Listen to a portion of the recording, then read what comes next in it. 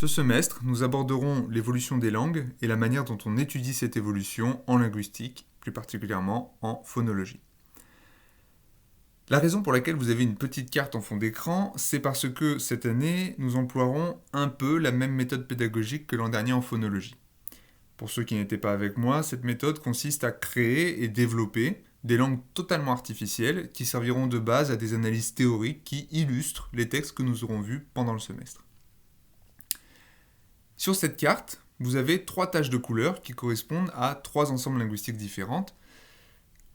Le rouge, qui correspond à une langue que nous appellerons le Yuncha, le bleu, le Chauchar, et le jaune, le Kapan. Le Yuncha et le Chauchar seront les 2 proto-langues ou langues mères que vous utiliserez dans votre travail pendant les 4 premières semaines. Et le Kapan sera la langue que j'emploierai pour illustrer ce que j'attends de vous dans les vidéos que je posterai chaque semaine. En plus de ces 3 ensembles, vous pouvez voir une ligne qui traverse le Yuncha et le Chauchar. Cette ligne, qui marque une frontière entre occidental d'un côté et oriental de l'autre, est ce qu'on appelle un isoglosse, c'est-à-dire une frontière entre 2 types d'évolutions différentes. Du côté occidental, on observe certains changements phonétiques, sémantiques, morphologiques ou syntaxiques, et du côté oriental, on en observe d'autres. Le but de l'exercice de cette semaine est d'appliquer ces premières évolutions qui sont marquées par cet isoglosse. Donc on va aborder maintenant les consignes de l'exercice. Vous allez devoir faire, comme chaque semaine, un travail de groupe, mais pas vraiment en groupe. Je m'explique. Vous allez travailler dans un document commun, en fonction du groupe dans lequel je vous aurai placé, mais ce travail est individuel, c'est-à-dire que chacun a un certain nombre de tâches à produire avant mardi prochain minuit. Ces tâches sont 1. Faire évoluer la sémantique d'environ 2 mots, on verra comment. Faire évoluer la phonétique d'environ 15 mots, donc ça vous savez comment faire, on l'a déjà fait l'année dernière en phonologie. Proposer au moins un affixe morphologique dans la langue fille. La langue fille, ça veut dire le résultat de l'évolution, pas le point de départ. Construire 15 nouveaux mots par combinatoire dans la langue fille. On verra ce que j'entends par combinatoire. Et enfin, construire une phrase dans la langue fille. Alors, pas besoin d'une grande phrase, mais sujet, verbe, objet, c'est déjà bien. En fonction de votre inspiration. Pour l'évolution phonétique, vous avez un ensemble de règles que je vous donne, qui ne sont pas les mêmes du côté occidental et du côté oriental. Elles sont, dans un cas comme dans l'autre, à appliquer dans l'ordre. C'est-à-dire qu'on part de la première, puis la deuxième, puis la troisième, puis la quatrième, pour chaque mot. Dans cet ordre, et pas dans l'autre sens. Ces règles, je vous les lis, mais normalement vous devriez connaître déjà tous ces symboles après le cours de l'an dernier. Ici, cette règle nous dit une nasale devient une occlusive en fin de mot. Ici, une liquide devient une occlusive en début de mot. Une voyelle fermée devient semi-fermée devant r ou ne. Une voyelle ouverte devient fermée après une vélaire. Une voyelle monophtongue, important, c'est-à-dire qu'elle ne fait pas partie d'une diphtongue, devient longue en fin de mot. Une nasale devient occlusive en début de mot. Les voyelles i long et ou long deviennent respectivement œil et œu en syllabe ouverte, c'est-à-dire en fin de syllabe, qui n'est pas suivie d'une consonne. Et les voyelles centrales deviennent postérieures et arrondies après une bilabiale. Voilà. Donc ce travail de groupe, mais pas en groupe, vous allez le faire de la façon suivante. Vous êtes chacun placé dans un groupe qui correspond à un des dialectes qui va émerger de l'isoglosse que je vous ai présenté précédemment. Donc ces groupes, on va les appeler Yuncha occidental, Yuncha oriental, Chauchar occidental et Chauchar oriental. Et vous êtes dans un de ces groupes et vous n'en bougez pas jusqu'à la semaine prochaine. Donc vous voyez que ces groupes sont assez volumineux, mais petit à petit, on va finir par les diviser. On va avoir de plus en plus de dialectes, donc on va diviser ces groupes et dans environ 3 semaines, vous serez 3 ou 4 par groupe, ce qui sera déjà beaucoup plus correct pour faire du travail en groupe cette fois-ci. Voilà, donc quand vous êtes par exemple dans le groupe Yuncha occidental, vous allez voir que sur Selene, il y a un lien qui s'appelle Yuncha occidental. Vous cliquez dessus, vous tombez sur un tableur avec la liste des mots en Yuncha qu'il faut transformer en Yuncha occidental. Donc moi je vais faire cela pour le Kapan tout de suite, donc je passe à mon tableur, vous voyez, vous aurez un tableur à peu près du même type. Et j'ai donc une liste de mots en français, qui correspond à la liste de Swadesh, avec laquelle vous êtes normalement assez familier, et les mots en Kapan, avec l'accent qui est marqué par l'espèce de petite apostrophe, alors là qui est très petite, en début de mot. Et donc je dois faire évoluer ces mots vers le Kapan tardif, c'est-à-dire la langue fille du Kapan. Donc la première consigne consistait à faire évoluer la sémantique d'environ 2 mots. Donc moi, je suis un étudiant, j'ai environ 15 mots à faire évoluer en général. Je prends, par exemple, si je suis en début de liste, je prends les 15 premiers. D'accord ? Si je suis le deuxième, je prends les 15 suivants, etc. Bon, donc je vais me concentrer sur les 15 premiers. Je veux faire évoluer la sémantique de 2 de ces mots. Alors, par exemple, j'ai le mot bâton et j'ai le mot bouche. Bon, comment je peux faire évoluer cette sémantique ? Je ne peux pas faire évoluer le sens de bâton vers, par exemple, le sens de carrelage. Pourquoi ? Parce que ça n'a aucun rapport. Donc cette évolution n'est pas naturelle. Il est vrai que l'évolution sémantique n'est pas aussi régulière que l'évolution phonétique, qui fonctionne avec des règles qui sont extrêmement régulières. Très régulières en tout cas. On verra des exceptions plus tard. Donc je n'ai pas de règles aussi régulières en sémantique. Toutefois, il y a quand même certains principes qu'il faut suivre pour qu'une évolution soit naturelle. Et l'un de ces principes, c'est qu'il doit exister une relation sémantique entre le sens premier et le sens qui est dérivé. Et les relations sémantiques, normalement, vous devriez en connaître. Alors, je vous en cite 2. La relation de hyperonymie et la relation de méronymie. Donc vous avez dans un cas l'hyperonyme et l'hyponyme, dans l'autre cas, vous avez méronyme et holonyme. Normalement, ce sont des termes que vous connaissez, au cas où je vous donne un exemple. Alors, on va prendre d'abord un exemple de hyperonymie. Prenez le mot félin et le mot chat. Le mot félin désigne quelque chose qui contient ce qui est désigné par le mot chat. D'accord ? Autrement dit, un chat est un type de félin. Bon, lorsque vous pouvez dire une phrase comme ceci, un chat est un type de félin, c'est que le mot chat est l'hyponyme de félin. Et félin, inversement, est l'hyperonyme de chat. Et on peut faire évoluer le sens d'un mot selon cette relation sémantique. Donc, par exemple, un iPhone, c'est un type de smartphone. Et bien pourtant, aujourd'hui, vous entendez beaucoup de gens qui parlent de iPhone pour parler de smartphone en général. Ils emploient l'hyponyme pour désigner l'ensemble. L'autre type de relation, c'est la relation de méronymie. Prenons par exemple le mot classe et le mot groupe. Le mot classe désigne un espace dans lequel on trouve un groupe d'étudiants. D'accord ? C'est un peu compliqué à formuler. Je ne suis pas sémanticien. Donc, le mot classe désigne un espace dans lequel on trouve un groupe d'étudiants. Donc, le mot classe est l'holonyme et le mot groupe est le méronyme. C'est-à-dire que le méronyme désigne une sous-partie de ce qui est désigné par le holonyme. Donc, la classe, l'espace, l'espace qui se trouve par exemple à l'université ou à l'école, désigne un ensemble et une des parties de cet ensemble, c'est le groupe d'étudiants qu'on peut trouver à l'intérieur. On peut aussi parler de classe pour désigner l'ensemble du mobilier qu'il y a à l'intérieur de l'espace.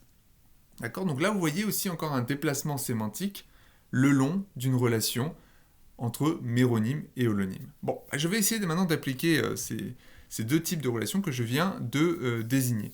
On va prendre donc par exemple le mot, on va faire simple, animal. Animal, ça désigne les chats, les chiens, etc. Eh bien, on pourrait imaginer une évolution sémantique qui va de l'hyperonyme vers l'hyponyme. Et donc, animal se met à désigner, le mot qui veut dire animal, c'est-à-dire ch ici, se met à désigner non plus un animal, mais par exemple, une vache, par exemple, ou un chien, n'importe. Donc, on va mettre un chien, par exemple. Voilà. Donc, ch finit par désigner un chien et non plus un animal dans le sens général. Maintenant, je vais prendre le mot you, qui veut dire bâton. Le bâton, c'est une partie d'un arbre. c'est pas un type d'arbre, on est d'accord, hein. Donc bâton n'est pas le méronyme de arbre. N'est pas l'hyponyme de arbre, c'est le méronyme de arbre. C'est un sous-ensemble de l'arbre sans être un type d'arbre. Et donc, je peux faire évoluer le sens du mot you, qui signifie bâton, selon cette relation de méronymie cette fois-ci. Et par exemple, considérer que bâton finit par perdre le sens de bâton et prend le sens de arbre. Donc you finit par avoir le sens de arbre. Donc voilà, donc ça c'est le genre de choses que vous pouvez faire en sémantique. Essayez de le raisonner le plus possible parce que vous en aurez besoin lorsqu'il faudra faire un dossier lors de la 4e semaine. Voilà pour la première consigne. La deuxième consigne consistait à faire évoluer 15 mots phonétiquement. Donc ici, le Kapan, si on reprend la carte, il se trouve du côté oriental de la carte, de l'isoglosse. Donc il va subir les modifications qui se trouvent du côté oriental. Donc je reviens à mon tableau des consignes avec mes règles, et donc j'ai dans les règles du côté oriental, les voyelles simples monophthongues en fin de mot deviennent des voyelles longues, les nasales deviennent des occlusives en début de mot, I long et OU long deviennent respectivement œil et œu, et les voyelles centrales deviennent postérieures et arrondies après des bilabiales. Et donc je vais maintenant appliquer toutes ces règles ici. Donc je commence avec le mot naï. Eh bien ici j'ai un N, donc une nasale en début de mot. Selon les règles que j'ai mentionnées, cette nasale doit passer en... Alors, excusez-moi, je passe à mon clavier. Non, ça passe pas. Toujours pas. Voilà. Ce N doit passer à une occlusive, et donc devenir un D. Ensuite, je n'ai pas de règle sur les diphtongues, donc aïe reste aïe. Et j'ai le mot d'aïe, qui a le sens de A. Alors, A, par contre, je ne vais pas le mettre, je mettrai... Ne mettez pas le sens s'il ne change pas. Mettez-moi le sens uniquement s'il change. Poua, qu'est-ce que j'ai ? J'ai un P qui n'est pas censé bouger, et j'ai une diphtongue qui ne bouge pas. Bon, je peux répéter le mot tel qu'il est. Par contre, là, il faut le faire. Hein. Je veux que vous me mettiez les mots à chaque fois. Ensuite, j'ai le mot tin. Pareil, pas de changement selon les règles que j'ai mentionnées. Le mot re, idem. Le mot rai, idem. Le mot you, en revanche, il change. Il change puisque, je reviens sur les consignes précédentes, on me dit qu'une voyelle simple en fin de mot devient une voyelle longue. Et ensuite, que les voyelles longues deviennent eux en syllabes ouvertes. Bon, donc j'ai d'abord un ou bref qui devient un ou long, et puis ensuite on arrive à la règle 3 qui me dit que le ou long devient eu. Donc you devient yo. Ensuite on a que qui ne bouge pas. You, encore une fois, il devient pareil, hein, c'est les mêmes sons, donc même chose, yo. Lan ne change pas. Ici, j'ai une nasale en début de mot, elle devient une occlusive, donc g. Ensuite, le ou devient long, on l'a vu, c'est la deuxième règle. Et ensuite, ou la première, je ne sais plus. Et ensuite, on a un ou long qui, en syllabe ouverte, devient eu. Donc, mu devient gao. La devient la. Nun devient dun. Alors cette fois-ci, vous voyez que le ou ne devient pas long, parce qu'il n'est pas en fin de mot. Et il ne devient pas eu, parce qu'il n'est pas en syllabe ouverte. Pou. Intéressant celui-ci. On va voir qu'il y a plusieurs règles qui s'appliquent aussi. Une nouvelle règle. On a le ou qui devient long en fin de mot. Puis, on a le eu qui remplace le ou long parce qu'on est en syllabe ouverte. Et enfin, alors vous voyez, pour modifier à l'intérieur d'un mot, il faut aller dans la petite barre qui se trouve au-dessus. Hein. C'est une petite parenthèse technique. Et enfin, le E se trouvant à côté d'un P, il devient postérieur et arrondi. Donc O. Donc pou devient pou. Et j'arrive à mon 15e mot, je dis n'importe quoi, mon 15e mot, hi, on a un i long, et ce i long est en syllabe ouverte, donc ça nous donne pas ceci, non, Reuil. Voilà. Et là, donc, j'ai appliqué un ensemble de modifications phonétiques. Vous voyez que certains mots ne changent pas. Bon, c'est normal, hein. Et d'autres mots changent, oui. C'est normal aussi. Vous verrez que au bout de la 3e semaine, les changements seront si différents qu'on aura du mal à reconnaître la langue d'origine et voir un lien de parenté avec la langue finale. Et ce sera tout l'intérêt pour la suite du semestre. Bon, on passe maintenant à la consigne suivante.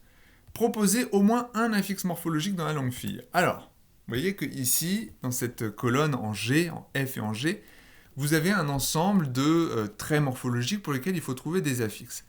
Je ne vous demande pas d'inventer ces affixes.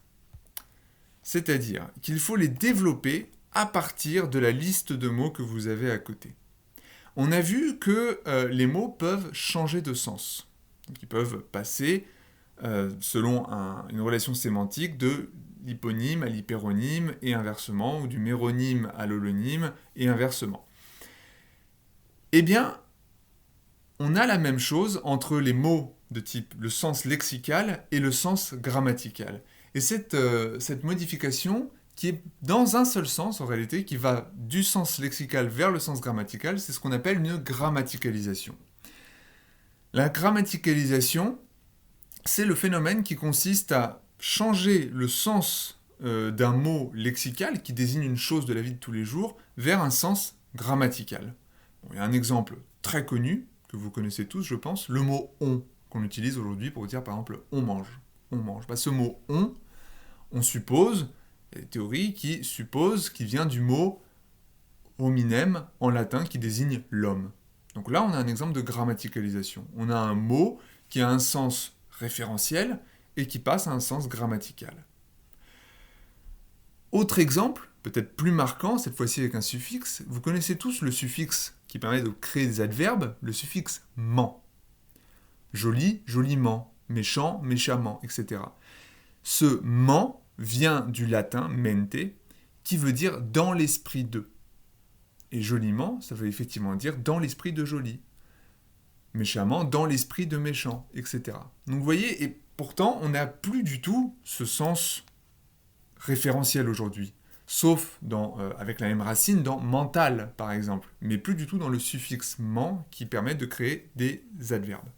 Et donc c'est cette manière de procéder que je veux voir chez vous, c'est-à-dire une grammaticalisation à partir des mots que vous avez à côté.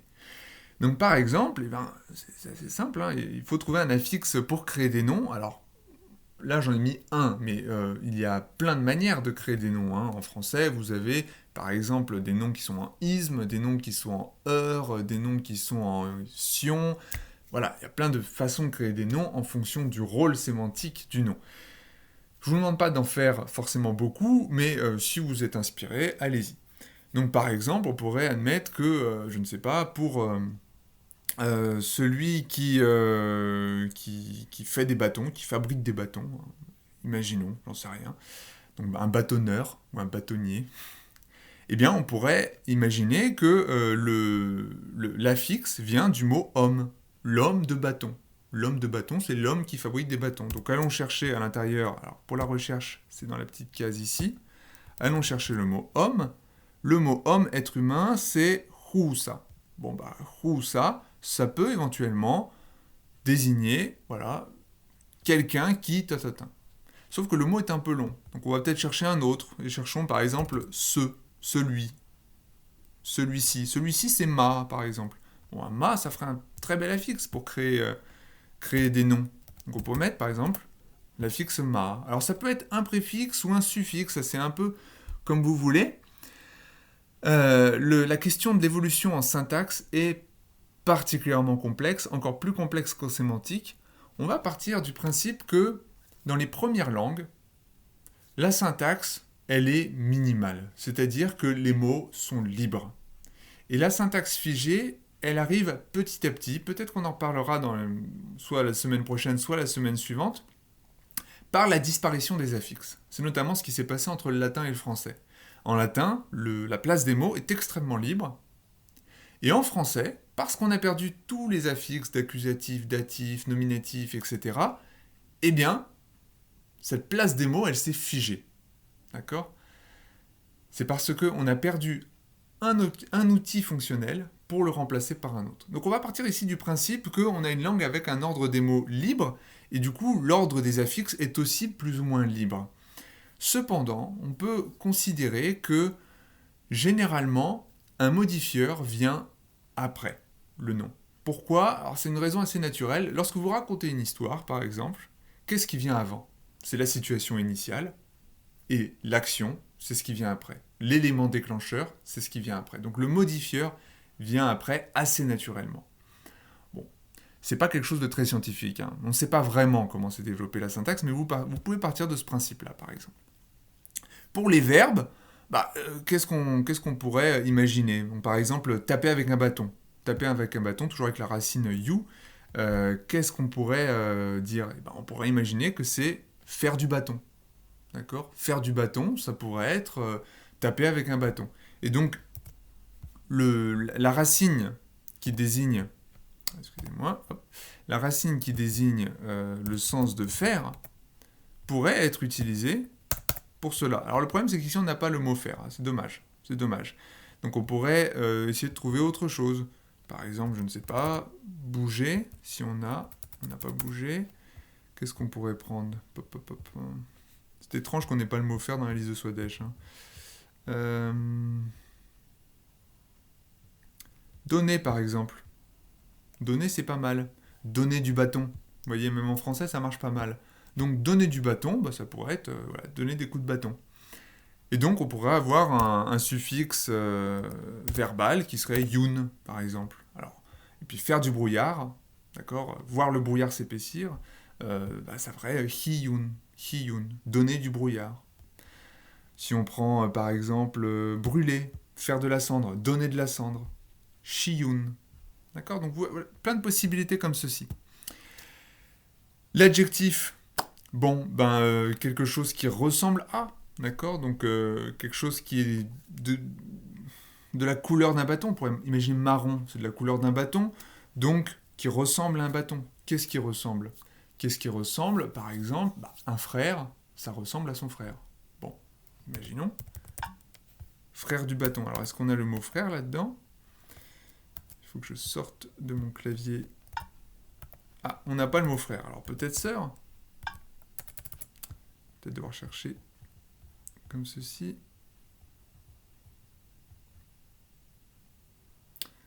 On n'a pas le mot frère, on n'a pas le mot sœur. Par contre, on a le mot enfant ici. Quoi ?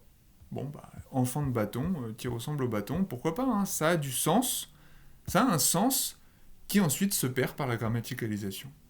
D'accord ? Donc, yun quoi, ça pourrait être quelque chose qui a la couleur du bâton, donc le marron, par exemple. Donc là, ça, c'est ce qu'on appelle des suffixes, ou des affixes, lorsqu'ils sont préfixes ou suffixes, des affixes dérivationnels, donc qui permettent de passer d'une catégorie syntaxique à une autre. Et ensuite, on a les affixes qui sont flexionnels, qui ne permettent pas de passer d'une catégorie syntaxique à une autre, mais qui permettent de rajouter un sens grammatical. Donc par exemple, le pluriel, le passé, le futur. Pour le pluriel, qu'est-ce qu'on pourrait imaginer ? Des bâtons, c'est beaucoup de bâtons. Donc on a le mot beaucoup en dessous. Pourquoi faire compliqué, hein ? On pourrait mettre beaucoup. Donc ça ferait Yulan. Alors, en l'occurrence, dans la langue fille, Yolan. Yolan. Donc pluriel, ça pourrait être lan, comme ceci. Le passé, c'est ce qui se passe derrière. D'accord ? Alors, ça dépend des références culturelles. Chez certains peuples, ça se passe devant. Mais peu importe. Chez nous, ça se passe derrière. Donc, on pourrait imaginer que c'est en rapport avec notamment le dos. Voyons voir le dos. Est-ce qu'on a le mot dos ? Ah oui, non, c'est vrai que je n'ai pas cette fonctionnalité. Il faut chercher. Alors attention, ne cherchez pas avec CTRL F, cherchez avec la petite barre qui se trouve au-dessus.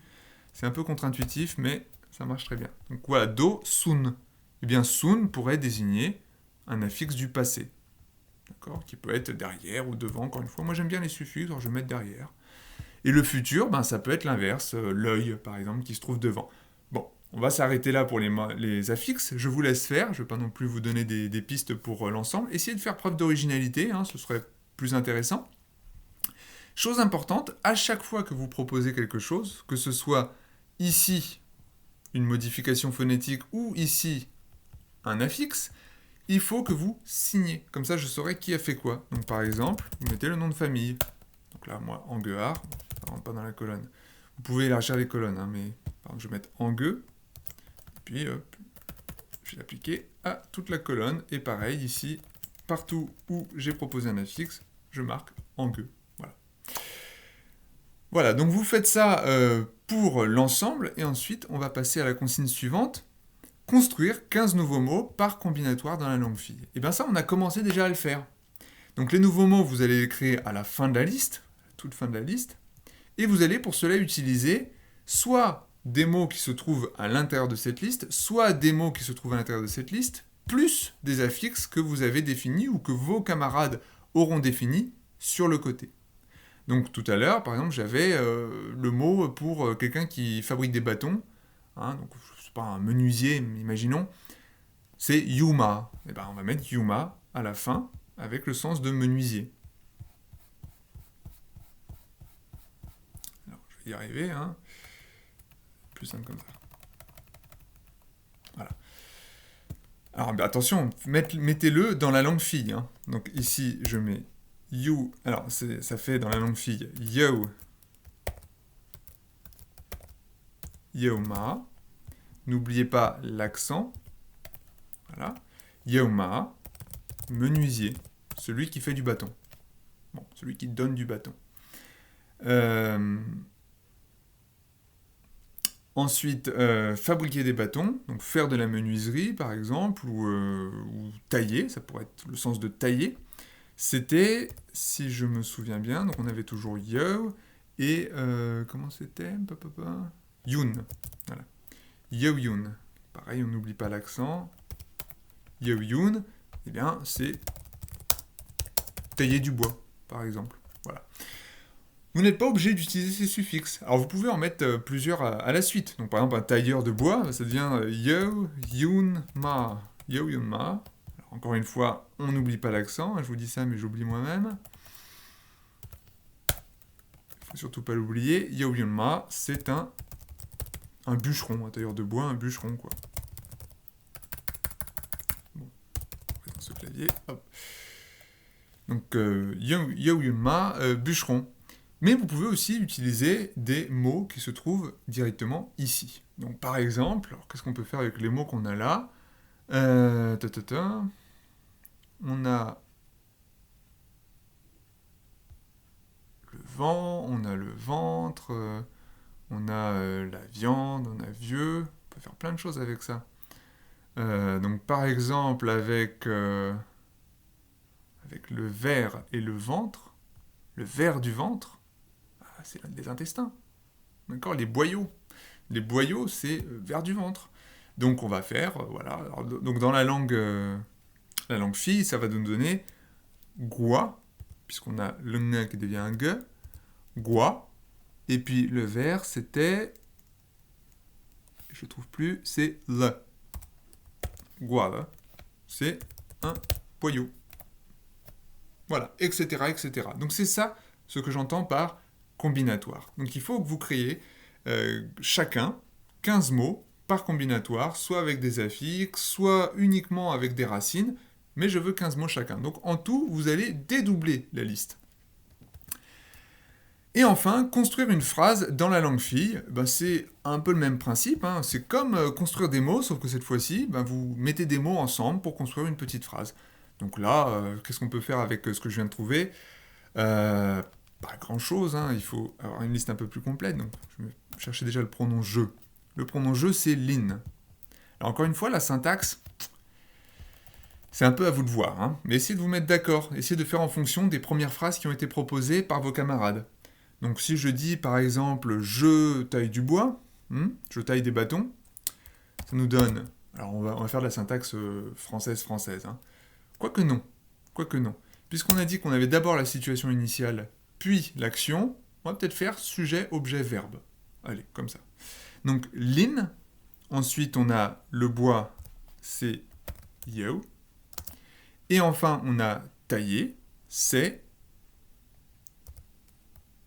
yo, yun. Alors, je m'arrête là parce que pour l'instant, je n'ai pas d'affixe pour la première personne. Donc je ne sais pas si je dois rajouter quelque chose ou pas. Je vais m'arrêter là pour le moment. Ça veut dire je bois taillé. Alors pareil, je ne sais pas si j'ai un accusatif ou pas. Pour le moment, j'ai une case vide. Si vous avez des accusatifs et tout, il faut les appliquer dans vos phrases, bien sûr. Je taille du bois. Et l'auteur, eh bien, c'est Anguard, encore une fois. Voilà, donc voilà ce que vous avez à faire, chacun, pour la semaine prochaine. Vous voyez que c'est pas trop compliqué, hein, c'est un peu comme l'année dernière en phonologie, on commence avec ce avec quoi on avait terminé l'an dernier, et petit à petit, on va complexifier un petit peu tout ça, déjà la semaine prochaine, puis la semaine d'après, et après, quand on aura en tout normalement 16 langues ou un peu plus, eh bien, il faudra classer tout ça, et ensuite reconstruire les protolangues et voir si la méthode nous permet d'arriver aux protolangues que sont le Kapan, le Chauchard et le Yuncha. Voilà, donc j'espère que tout ça c'est bien clair. Je vous laisse poser des questions dans le forum si vous avez des questions sur les exercices. Alors attention, hein, il y a les questions sur les textes qu'il faut nécessairement poser chaque semaine dans le forum pour ceux que ça concerne et répondre pour les autres. Et si vous avez des questions techniques sur les exercices, vous pouvez bien sûr les poser dans le forum ou lors de la permanence le mercredi de 13h à 17h ou encore éventuellement en demandant un rendez-vous par visioconférence si vous ne pouvez pas vous déplacer pendant cette permanence. Voilà, je vous laisse à vos exercices et à mercredi, enfin demain pour ceux qui seront là ou à la semaine prochaine pour la suite.